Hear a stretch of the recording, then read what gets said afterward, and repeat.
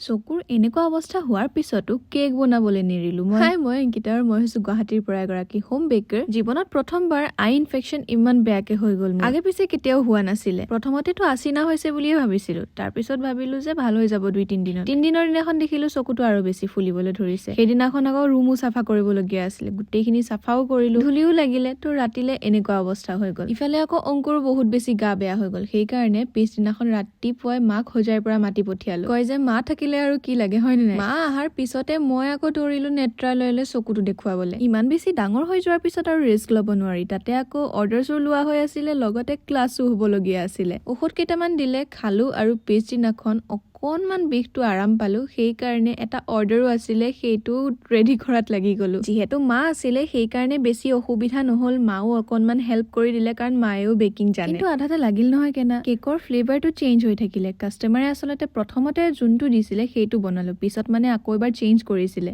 সেইটো নবনালো। এতিয়া কাষ্টমাৰক কলো হয়, কিন্তু মেবি কাষ্টমাৰে বেয়াও পাইছিলে নেকি, টোনটো তেনেকুৱা লাগিছিলে। হ'লেও কাষ্টমাৰে ছেকেণ্ড টাইম যোনটো ফ্লেভাৰ দিছিলে সেইটো অকণমান হ'লেও মিলাই কৰি দিলো, আৰু লগতে এপলজি হিচাপত ৱেইট অকণমান বেছিকে দি দিলো। যিমান যি নহওক, কিবা এটা বস্তু অৰ্ডাৰ কৰিলে বহুত বেছি আশাত দিয়ে, সেইকাৰণে অকণমান লষ্ট হ'লেও কোনো কথা নাই। কষ্ট হৈছিলে কিন্তু হ'লেও বনাই দিলো। বাৰু আজিলে বাই, লাভ ইউ অল।